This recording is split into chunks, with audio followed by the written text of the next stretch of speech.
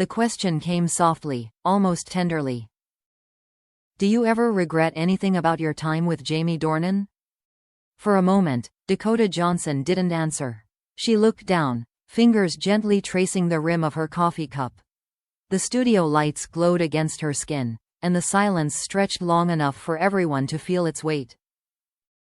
Finally, she whispered, "Yes, I regret giving all my love when I didn't know how much it would cost me." The interviewer blinked, unsure what to say next. The air in the room shifted, from casual to confessional, from entertainment to something heartbreakingly human. That single sentence was enough. Within hours, it spread everywhere. Dakota Johnson admits regret over Jamie Dornan. She gave him her heart, and he walked away. But for Dakota, it wasn't about bitterness. It was about truth. The world had always imagined their story through the lens of 50 Shades of Grey. Two beautiful people with undeniable chemistry, burning up the screen, blurring the line between fiction and reality. But behind the scenes, their connection was something quieter, softer, something only the two of them truly understood. From the first table read, she had felt it, the strange familiarity, the trust, the spark that made every scene feel effortless. "He made me feel safe," she once said in an old interview. When you're doing a film like that, safety is everything. You need to believe the person opposite you sees you, not just the character. And Jamie had seen her, maybe more deeply than anyone else ever had. During those years, Dakota often found herself defending him. When critics mocked their chemistry, she laughed it off. When tabloids twisted their friendship into rumors, she ignored it. She knew what was real. The late-night talks, the laughter between takes, the way he always checked in before difficult scenes. But something shifted after the trilogy ended. Fame, distance, life, they all played their part. Jamie went home to his family, to the world that grounded him. Dakota kept moving, from film to film, city to city. They promised to stay in touch, and they did, at first. Texts, quick calls, messages that said, "Miss you, partner."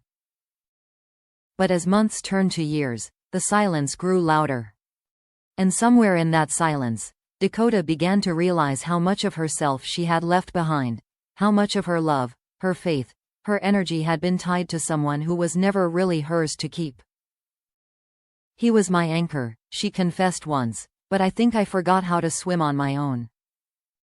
Friends noticed the change. She smiled less in interviews. She turned down questions about him, not out of anger, but because every mention of his name reopened something she had spent years trying to close. It wasn't that Jamie had hurt her, not intentionally. He had simply moved on, and she hadn't been ready to. "I think when you care for someone so deeply, you start believing that connection means forever," Dakota said in a later interview.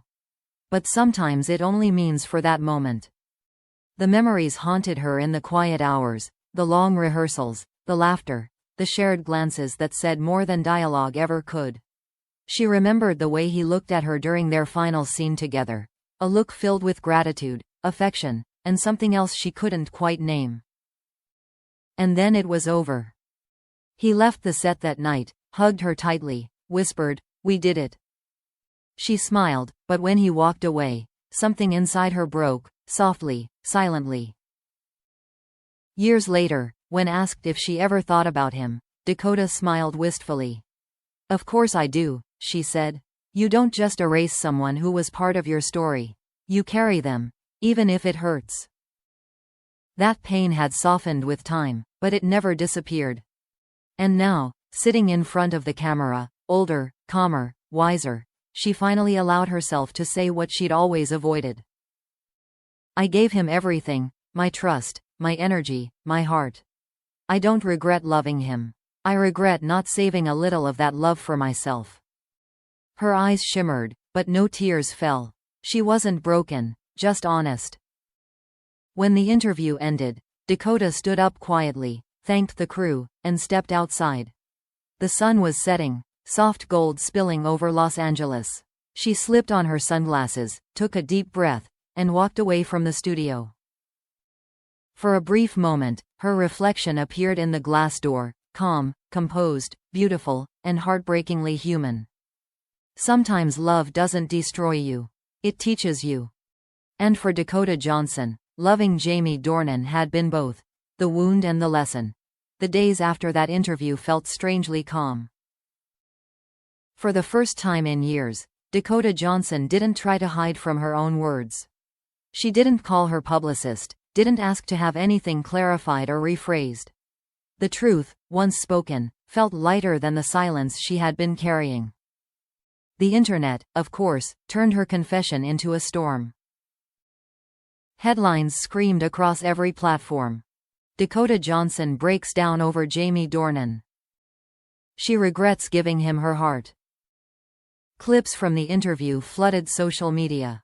Fan pages reposted old photos, behind-the-scenes smiles, quiet glances, hands brushing between takes. The comments were filled with heartbreak and nostalgia. They should have ended up together. This is what real chemistry looks like. But Dakota didn't read the comments. She couldn't, not this time. She had spent years living in the shadow of what everyone wanted their story to be, the fantasy that the world projected onto them. But what people didn't understand was that her love for Jamie had never been a secret romance. It had been something deeper, something messier. It was love that existed in the small, invisible spaces. The way he listened when she spoke. The way he made her laugh on days she wanted to disappear. The way he made her feel seen in a world that constantly demanded she perform. And yet, that same love had cost her peace. When their paths diverged, she tried to convince herself it was just timing. That maybe, in another life, they'd get it right. But the truth was simpler, and harder. He had a life already built, and she had to find hers without him. "I think we all have that one person," Dakota said softly in a later interview. "The one who teaches you what love really is, by showing you what it can't be." She spent months after that focusing on herself, not on healing quickly, but on understanding. She started journaling again, something she hadn't done in years. Page after page filled with honesty. Moments of joy, flashes of anger, memories of laughter that still hurt to remember. One entry read, "Maybe I loved him more than I was supposed to. But I don't think I could have loved him any less." Slowly, she learned to let go. Not by forgetting him, but by forgiving herself. Forgiving herself for caring too deeply, for expecting more than life could give, for confusing cinematic intimacy with real love. Jamie and Dakota hadn't spoken in a long time. But fate has a way of bringing things full circle. Months later, they found themselves at the same charity gala in London. The air was cold that night, the kind of chill that carried memory. When Dakota arrived, she spotted him almost immediately, tall, familiar, surrounded by polite laughter that didn't reach his eyes. For a brief second, she considered leaving. But then Jamie turned, and their eyes met. Time seemed to fold in on itself. The years, the distance, the pain, all of it existed in that single look. He smiled first, small and hesitant. She returned it. Later, they found a quiet corner away from the crowd. No cameras, no questions, just them. Two people who once shared everything without ever saying the words out loud. "I saw the interview," Jamie said finally, his voice low. "You were honest." Dakota exhaled softly. "I had to be." He nodded. "You always were." There was no tension, no awkwardness, just calm understanding. The kind that comes only after both hearts have broken and mended. "I never meant to hurt you," he said. "I know," she replied. "And I never stopped wishing you well." He looked down, then back up at her with a bittersweet smile. "You changed my life, you know." "So did you," she said. "Just not the way I expected." They stood there for a while, not needing more words. When they finally parted, Dakota didn't feel the old ache anymore. Just warmth, quiet and clean. That night, as her car drove through the London streets, she looked out at the passing lights and whispered to herself, "I think I finally learned what love means." It wasn't about possession. It wasn't about endings.